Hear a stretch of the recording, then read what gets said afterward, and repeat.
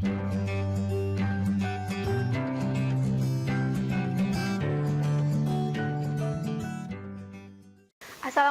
warahmatullahi wabarakatuh. Bertemu lagi dengan saya Agi Hoirunisa yang akan memberikan bahasan mengenai materi biologi untuk kelas 12 ya. Saat ini kita akan bahas materi yang terakhir pada kelas 12 ini, yaitu tentang bioteknologi. Nah, kita bisa lihat peta konsep di sini bahwa kelangsungan hidup manusia ini ditunjang oleh teknologi dan salah satunya adalah bioteknologi. Nah, bioteknologi merupakan pemanfaatan organisme hidup untuk menghasilkan produk dan jasa yang bermanfaat bagi manusia. Nah, bioteknologi ini juga bisa dikategorikan menjadi dua jenis, yaitu bioteknologi konvensional dan juga ada yang modern. Selanjutnya, perbandingan bioteknologi konvensional dengan modern, bisa kita lihat yang pertama, pada konvensional memakai makhluk hidup secara langsung. Nah, misalnya saat pembuatan tape menggunakan Saccharomyces cerevisiae. Nah, sedangkan pada bagian yang bioteknologi modern memakai makhluk hidup dan ada juga memakai komponen makhluk hidup secara langsung. Contohnya adalah penggunaan plasmid atau pembawa gen pada bakteri, diambil hanya bagian itunya saja. Kemudian yang kedua, pada konvensional biasanya tanpa didasari oleh prinsip ilmiah. Sedangkan pada modern itu mutlak harus digunakan prinsip-prinsip ilmiah.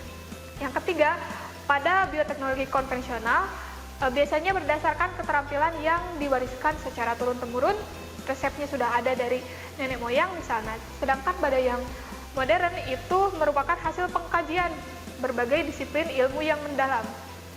Nah, selain itu juga pada bioteknologi konvensional biasanya tidak diproduksi secara massal, sedangkan pada yang modern itu selalu diproduksi secara massal. Nah, yang pertama, kita bahas mengenai bioteknologi konvensional. Nah, pemanfaatan mikroba atau organisme untuk memodifikasi bahan dan lingkungan supaya lebih optimal, nah inilah disebut sebagai bioteknologi konvensional. Contohnya adalah pembuatan kompos, kemudian pembuatan tempe, pembuatan tape, dan juga pembuatan keju dan kecap.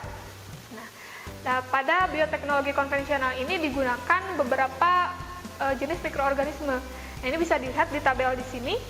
Ada substrat, yang substratnya susu itu biasanya digunakan bakteri dan juga jamur untuk menghasilkan produk-produk yang biasanya memiliki nilai lebih tinggi ya dari bahannya. Gitu. Contohnya susu diproses oleh Lactobacillus bulgaricus yang merupakan golongan bakteri, akan diproduksi yogurt yang biasanya harganya lebih mahal daripada susu, dengan nilai jualnya jadi lebih bertambah. Nah, selain itu banyak juga substrat yang lainnya, dan ada yang oleh bakteri, ada yang oleh jamur, dan ada juga yang menggunakan alga bersel tunggal. Nah, selanjutnya adalah bioteknologi modern. Nah, kalau bioteknologi modern ini biasanya memanfaatkan keterampilan manusia dalam melakukan manipulasi, jadi ada rekayasa gitu ya. Kalau tadi pada yang konvensional hanya ditambahkan saja, sedangkan pada modern prosesnya itu lebih rumit. Ada manipulasi makhluk hidup agar dapat menghasilkan barang yang lebih bermanfaat lagi gitu. Nah, contoh-contohnya bisa dilihat, ada, kita lihat di sini domba yang sudah populer ya, domba Dolly itu merupakan salah satu pionir pembuatan bioteknologi atau penerapan bioteknologi. Kemudian ada PCR. Nah, PCR ini sering sekali yang santer kita dengar saat ini ya, untuk mengidentifikasi apakah seseorang tertular suatu virus atau tidak. Nah, PCR ini menggunakan prosedur-prosedur yang sangat teliti gitu. Nah, ini menggunakan agen-agen biologis, salah satunya adalah pengenal yang untuk mengenali gen virusnya itu sendiri. Kemudian ada juga cloning, kemudian ada kultur jaringan dan lain sebagainya. Nah, bioteknologi modern salah satunya adalah kultur jaringan. Kultur berarti budaya, jaringan berarti sekelompok sel, ya, sekelompok sel yang punya fungsi dan bentuk yang sama, dan tanaman itu merupakan tumbuhan yang dibudidayakan. Jadi kultur jaringan tumbuhan ini adalah budidaya pada yang diambilnya hanya jaringannya saja untuk menghasilkan tanaman yang bisa dibudidaya. Nah, kultur jaringan ini menumbuhkan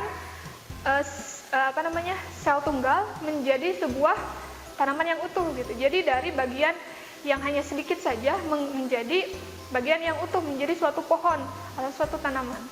Nah, prinsip yang digunakan dalam kultur jaringan tumbuhan ini adalah sifat totipotensi yang ada pada tumbuhan. Jadi jaringan apapun yang ada di dalam tumbuhan, selama jaringannya itu adalah jaringan yang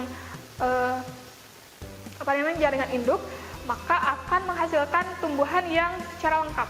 Gitu. Dan karakter-karakter dari kultur jaringan, yang pertama adalah aseptik atau harus steril. Kalau tidak steril maka akan tumbuh substrat yang lainnya, misalnya adalah jamur sebagai kontaminan.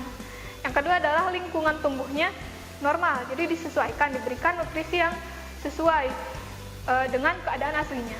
Kemudian pola perkembangan tanaman dapat dimodifikasi sesuai tujuan kita. Kemudian manipulasi jaringan yang digunakan untuk perbaikan sifat-sifat tanaman yang ada.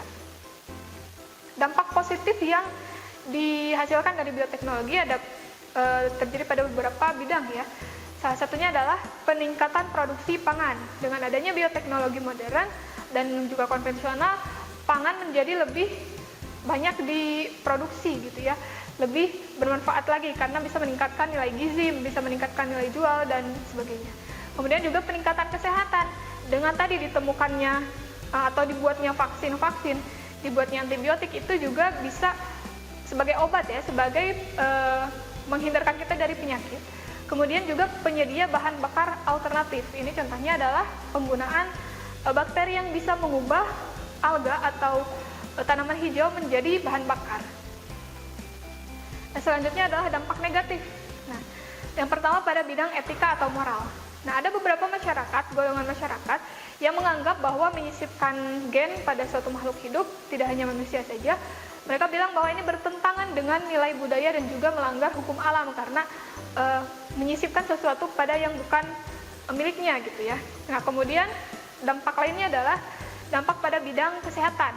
Dengan adanya produk hasil rekayasa genetik akan menimbulkan masalah yang serius, misalnya kematian akibat penggunaan insulin. Tentu ini terjadi jika tidak digunakan atau tidak dilakukan sesuai dengan prosedur yang telah ditentukan. Nah, selanjutnya dampak terhadap lingkungan. Ya, dampak terhadap lingkungan tentu dengan introduksi organisme-organisme yang bukan lagi galur murni mungkin akan mencemari genetik yang ada di lingkungan, sehingga akan sulit mendapatkan galur yang murni lagi. Ada pada bidang sosial ekonomi ya. Pada bidang sosial ekonomi ini menimbulkan kesenjangan antara negara yang menggunakan bioteknologi itu biasa lebih maju kan ya, dan dunia atau negara yang tidak menggunakan bioteknologi. Jadi ada kesenjangan gitu, perbedaan pendapatan, misalnya perbedaan kesejahteraan dan lain sebagainya. Nah, sekian saja untuk materi dari bioteknologi yang merupakan materi terakhir dari kelas 12. Mohon maaf atas segala kekurangan. Wassalamualaikum warahmatullahi wabarakatuh. Kunjungi sosial media lainnya seperti website kami di pkbmalfata.com, Facebook PKB Malfata Mananjaya, Instagram PKB Malfata Official. Dan terima kasih telah klik video ini. Jangan lupa like, comment, share, dan subscribe untuk menunjukkan dukungan kamu terhadap channel ini. Enjoy the video PKB Malfata.